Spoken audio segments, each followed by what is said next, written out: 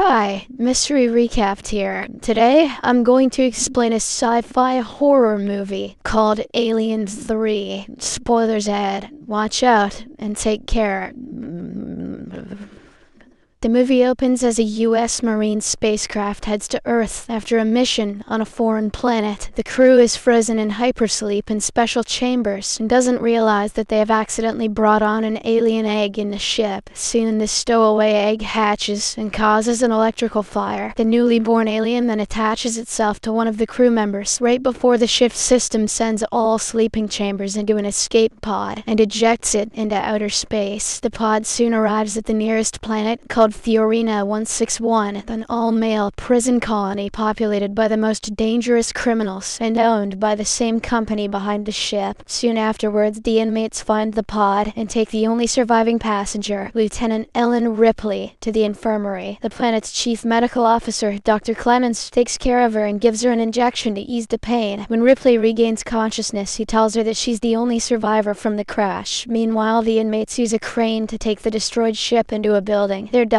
Spike wanders inside and begins barking when he sees the alien, which has gone unnoticed by the locals. Afterwards, the colony's warden, Andrews, announces to the prisoners that they now have a woman in the building. Some of the men point out this will bring trouble, but Andrews assures them that he's already talked to the company and asked for a rescue ship. Ripley is left under the care of Clemens with strict orders of not leaving the infirmary until the ship comes for her. Once Ripley feels better, she demands to see the wreckage, so Clemens takes her there while explaining how each passenger died. He says that the young passenger girl died in her sleep, but Ripley notices a scorching mark on the side of her sleeping chamber, remembering the aliens they encountered during their mission. Ripley gets suspicious and asks to see the girl's body. Next, they go to the morgue, where Ripley begins inspecting the body. She then demands an autopsy under the excuse of a possible infection. Although reluctant, Clemens opens the body up and shows her that the only possible cause for the girl's death was drowning. At that moment, Andrews comes in and scolds Ripley for leaving the infirmary, but she says that the bodies could be carrying infections and demands them to be burned. Moments later, the bodies from the ship are cremated, and an inmate named Dylan offers a very heartfelt eulogy. In another room, Spike starts convulsing and suddenly explodes as an alien comes out of his body. Afterward, Ripley washes up and shaves her head as per prison policy. She later asks Clemens how he ended up being a doctor and if he committed a crime, because he also has a barcode on his skin like the inmates. However, he dodges the question and in return asks about the real reason for the autopsy. To distract him, Ripley flirts with him and they end up having intercourse. In the meantime, a mechanic working in a ventilation tunnel is ambushed by the alien, a giant creature with the body of a dog and an elongated head. It attacks by throwing acid at his face, causing the mechanic to stumble back into a gigantic fan that immediately shreds into pieces. Soon, Clemens is called to investigate the remains of the mechanic and finds a burn mark like the one Ripley saw in the hypersleep pod. Wanting answers, he goes looking for Ripley and finds her searching the ship's wreckage for the flight recorder. When he tells her about the mechanic, she begins to suspect that there's an alien around. Clemens demands to hear the complete story, but Ripley first wants to recover the remains of the android who was on the ship with her. The doctor then directs her towards the garbage dump, but he can't escort her because he has a meeting with Andrews. Meanwhile, inmates Boggs, Rains, and Golic are on a survey assignment that has them placing candles to measure various tunnels and rooms in the building. However, some candles in the distance keep getting blown out. Assuming it's the wind, Rains goes to relight them, only to find the now fully grown alien, which begins biting him. Boggs and Golic hear screaming sounds and run to check on their friend, but as soon as they see the creature, they run back to the entrance. Suddenly, Boggs is attacked from above by the alien, which rips out his throat. The blood sprays on Golic, who after a moment of frozen shock runs away in panic. Elsewhere, Ripley searches the garbage dump and eventually finds the android's remains. When she tries to leave, she's cornered by 3 rowdy prisoners. They try to have their way with her, with one of them even putting on his hump goggles, but Dylan suddenly appears and beats the hell out of them with a steel bar. Afterward, Ripley connects what's left of the android to a power supply and reactivates him. Using the android's system, she accesses the ship's flight recorder and learns that a fire caused their ejection. She also gets to know that an alien traveled with them them when they escaped the planet. This information has been shared with the network, so the company knows about it. The android is in great pain and asks for mercy, so Ripley permanently disconnects him. At that moment, Gallic is dragged into the infirmary as he swears that he didn't kill anyone. The dragon did. Andrews and the others dismiss him as insane, but Dylan defends him, saying that Gallic has never been a liar. Later, they have a meeting at Andrews' office, and Ripley shares everything she knows about the aliens. Unfortunately, he reveals that aside from some knives and fire axes, there are no weapons in the prison. He also confines her to the infirmary until the rescue ship arrives, as he still doesn't believe her story. Later, in the infirmary, Ripley isn't feeling well, so Clemens gives her another injection. To distract her, he finally admits that he used to be a prisoner. He was sentenced after a drug addiction caused him to take a bad medical decision, which led to several deaths. When the prison was turned into a lead shielding factory and the population was reduced, Clemens decided to stay with the inmates, knowing no one else would hire him as a doctor ever again. As the two are engaged in conversation, the alien suddenly appears and kills Clemens in seconds. It then approaches Ripley and corners her against a wall, but after taking a closer look, the alien steps back. It surprisingly leaves through the ceiling, taking Clemens's body with it. A panicked Ripley then rushes to the mess hall and informs Andrews that the alien is here. He still doesn't believe her and orders her to get back to the infirmary, but moments later, Andrews is snatched from above by the alien, leaving the vent dripping with blood. In the aftermath of this incident, the prisoners gather in the assembly area to argue over who should take over as the leader, but Ripley interrupts them and reveals everything she knows about the aliens. Although this one moves a bit differently, a foul-mouthed, argumentative inmate named Morse gets furious and blames her for bringing the alien here, but Dylan urges everyone to shut up. After this, Ripley checks the floor plan and notices a large system of tunnels plus a toxic waste containment unit that can be completely sealed off. There are also barrels of highly combustible material behind a thick steel door, so they decide to use that material to burn the alien out of the tunnels and force it into the containment unit to trap it indefinitely. Soon the inmates start making preparations by mopping the tunnel with the fuel. One of the inmates climbs a ladder and accidentally drops his flare, but quickly retrieves it before it can cause an accident. Unfortunately, this distraction allows the alien to attack him by surprise. The flare then falls and ignites the fuel, causing a huge explosion that kills many prisoners. Ripley and Dylan save as many people as they can, and someone eventually manages to start the sprinklers, but although the fire is gone now, the group is severely smaller. Afterward, Ripley begins feeling unwell, so she goes back to the wrecked ship to use the biomedical scanner. One of the inmates, Aaron, helps her handle the machine, and after a quick scan, they're shocked to discover that Ripley was impregnated by the alien.